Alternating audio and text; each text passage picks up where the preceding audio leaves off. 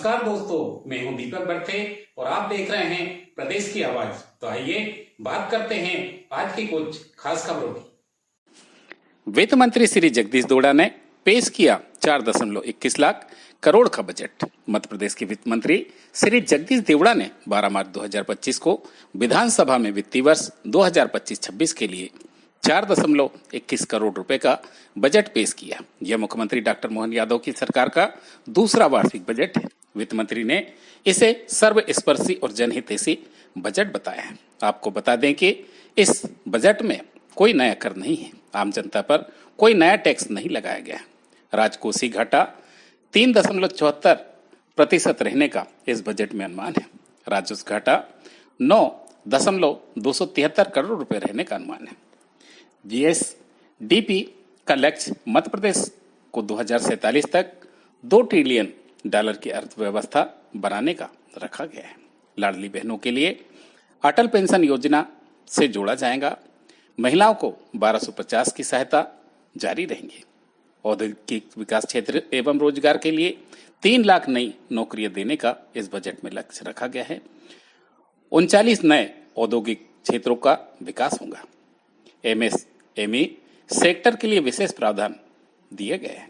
किसान एवं ग्रामीण विकास क्षेत्र में मुख्यमंत्री किसान कल्याण योजना के तहत 2000 करोड़ रुपए का बजट रखा गया है। प्रधानमंत्री फसल बीमा योजना के तहत 3500 करोड़ रुपए निर्धारित किए गए हैं। सिंचाई परियोजनाओं के लिए 2300 करोड़ रुपए इस बजट में पेश किए गए। शिक्षा एवं स्वास्थ्य के क्षेत्र में 100 नए सीएम राइज स्कूल खोले जाएंगे। वहीं 5 मेडिकल कॉलेजों की स्थापना भी की जाएगी। पूर्व मुख्यमंत्री शिवराज सिंह चौहान के नाम पर एक नया स्वास्थ्य बीमा योजना लॉन्च किया जाएगा। अधोसंरचना एवं परिवहन के क्षेत्र में 1.50 करोड़ रुपए से सड़कों का विकास होगा। 1000 नई बसों की सौगात भी मिलेंगी। भोपाल और इंदौर में मेट्रो प्रोजेक्ट को गति मिलेगी। ऊर्जा के क्षेत्र में 5000 मेगावाट और सौर उत्पादन का लक्ष्य रखा गया है। वहीं विद्युत सब्सिडी के लिए 1500 करोड़ रुपए का बजट रखा गया है। प्रदेश की आवाज के लिए दीपक बर्थे की रिपोर्ट। किसानों की आय वृद्धि के लिए पर्याप्त सिंचाई सुविधा आवश्यक है।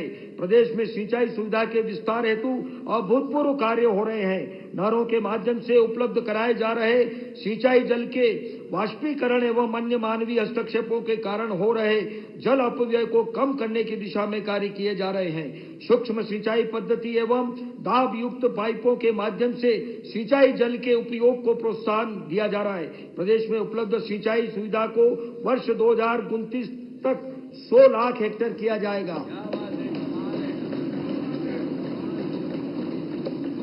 2 दशक पहले सिंचाई स्रोतों के अभाव में प्रदेश में धरती सूखी, जनता भूखी की स्थिति बनी रहती थी। अब माननीय प्रधानमंत्री श्री की पहल पर मिले जल हमारा तुम्हारा के प्रयासों से नदियों को जोड़कर सिंचाई क्षेत्र में ऐतिहासिक काम होने जा रहा है। इन प्रयासों से नदियों को सदा नीरा स्वरूप प्राप्त होगा।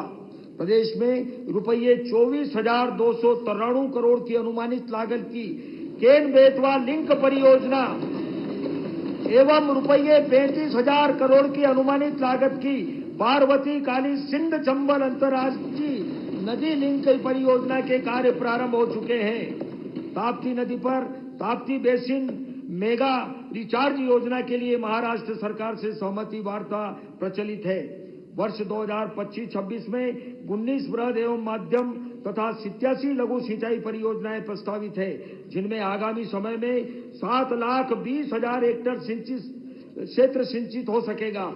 सिंचाई परियोजना के निर्माण व संधारण के लिए वर्ष 2025-26 में रुपये 17,863 करोड़ का प्रावधान प्रस्तावित है, जो वर्ष 2024-25 से 24% अधिक है।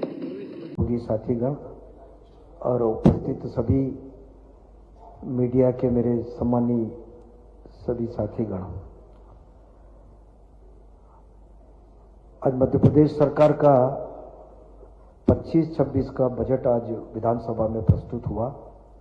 मध्य प्रदेश के हमारे यशस्वी मुख्यमंत्री डॉक्टर मोहन यादव जी के नेतृत्व में जो सरकार हमारी चल रही है, उसी का आज यहाँ पर बजट प्रस्तुत हुआ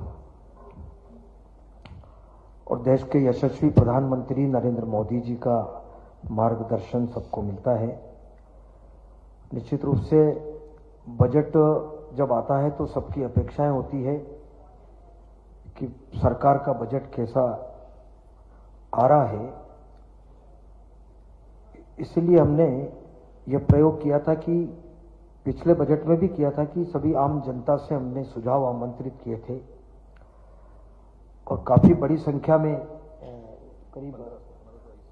करीब 1500 सुझाव आए थे और विषय विशेषज्ञों को भी हमने बुला करके उनसे भी संवाद किया था। तो बड़े अच्छे, महत्वपूर्ण और सारगर्भित सुझाव भी आए। हमने कोशिश की है कि उनको इस बजट में हमने सम्मिलित करने की पूरी कोशिश की। बजट हमारा 2025-26 का जो बजट है, हमने फोकस किया ज्ञान पर और मुझे कहते हुए अच्छा लग रहा है कि हमारी डायरेक्टर मैडम जो है उन्होंने बहुत विस्तार से बजट के बारे में उन्होंने पूरा बताया भी है और हमारे सभी साथी जो है वित्त विभाग के सब अधिकारी कर्मचारी, हमारे सब लोग हैं, अधिकारियों ने मिलकर के बहुत ही लंबे समय तक प्रयास करके बेहतर से बेहतर क्या हो सकता है बजट में, जो अच्छा हो सकता है, प्रदेश के हित में हो सकता है, जनता के हित में हो सकता है, सभी वर्गों के हित में हो सकता है, ऐसा प्रयास इस बजट में हमने किया है।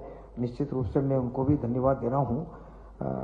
यह जैसा मोदी जी ने कहा कि 4 जातियां उन्होंने चिन्हित की, उसको ज्ञान के रूप में उन्होंने कहा कि ज्ञान हमारा GYAN, तो गरीब कल्याण, युवा कल्याण, युवा शक्ति, अन्नदाता और नारी शक्ति। मतलब कोशिश हमारी भी इस बजट में रही कि सर्वस्पर्शी बजट हो, सभी वर्गों का इसमें समावेश हो और जो सरकार से अपेक्षा रहती है कि हमारे यहाँ पर डेवलपमेंट हो, विकास हो, सड़कें हो, सिंचाई के प्रबंध हो, चाहे बिजली का प्रबंध हो, हेल्थ के बारे में चिंता हो, अस्पताल हमारे ठीक हो, इन सारी बातों की चिंता करके हमने बजट में प्रावधान किए हैं। लगभग हमने सभी विभागों में और जो जिसमें महत्वपूर्ण जो बहुत सारे ऐसे विभाग हैं जिनमें बहुत आवश्यकता है, जैसे चिकित्सा के क्षेत्र में, एजुकेशन के क्षेत्र में है, सड़कों के मामले में है, सिंचाई के मामले में है, क्योंकि इनमें अगर पैसा लगेगा तो निश्चित रूप से मुझे लगता है कि एक तरह से ये कहा ना, अभी वो विषय बार बार आता है कि बजट जितने का है उतने का कर्जा है। अब कर्जे से इसको बजट को जोड़ना मुझे नहीं लगता भाई, ये निवेश है। कर्जा लेकर के पूंजीगत कार्यों में खर्च करना, उससे रेवेन्यू भी हमारा ऐसे काम में लग रहा है कि जहां पर हमारे रोजगार भी उपलब्ध हो रहे हैं, नौजवानों को रोजगार भी मिल रहा है। और हमने पूरी कोशिश की कि उद्योगों के बारे में, अब जैसे ग्लोबल इन्वेस्टर्स समिट हुई, अब इतना बड़ा निवेश अगर सब तरफ से आएगा, माननीय मुख्यमंत्री जी ने उसके लिए लगातार कोशिश करके सारे समिट में आए, अब हमारे यहाँ निवेश होगा तो मुझे लगता है कि रोजगार जनरेट होगा, रोजगार मिलेंगे, हमारे नौजवानों को रोजगार मिलेंगे। तो इसी बात को लेकर के अभी जो हमारा बजट प्रस्तुत हुआ है, मुझे खुशी है कि सभी बातों का हमने इसमें पूरी तरह से चिंता की। हमारा अब जैसे 4,21,032 करोड़ का हमारा विनियोग है और राजस्व व्यय उसमें है 2,90,261 करोड़। पूंजीगत का हमने पिछली बार जो पूंजीगत था वो अभी जो पूंजीगत रखा हमने 85,076 करोड़। और सबसे बड़ी बात हमारी जो रही है कि जीरो बस्टिंग पर किया, हमने पूरी चिंता की, हमारे सभी ने मिलकर के कि पिछली बार जो बजट में हमने विभागों को दिया था वो कितना खर्च हुआ, कितना नहीं हुआ, पूरी तरह से उसकी बहुत 3-4 माह से लगातार इन बात की चिंता की कि भाई खर्च हुआ, खर्च नहीं हो पाया, क्यों नहीं हो पाया, क्या हुआ, ये सारी चिंता करके हमने पहली बार ऐसा बजट जो है जीरो बजटिंग के उस पर हमने बनाया।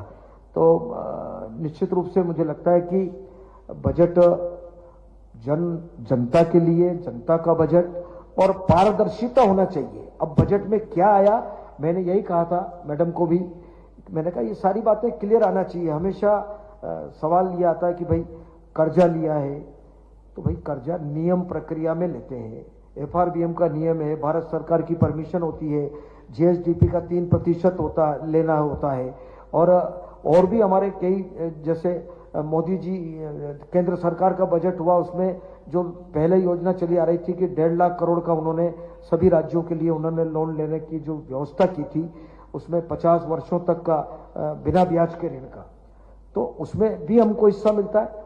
और अगर लिया है तो हम समय पर ब्याज चुका रहे हैं, समय पर कर्जा चुका रहे हैं, और ये सारी जो प्रक्रिया है नियम प्रक्रिया के अंतर्गत हो रहा है। हम कभी बाहर नहीं गए, उस सीमा के बाहर कभी नहीं गए। इसलिए अब हमारे विपक्ष के साथी भी बार बार उसी चीज को करते रहते हैं, कोई माथे पे गठरी लेकर के करते हैं कि ये कर्जा है।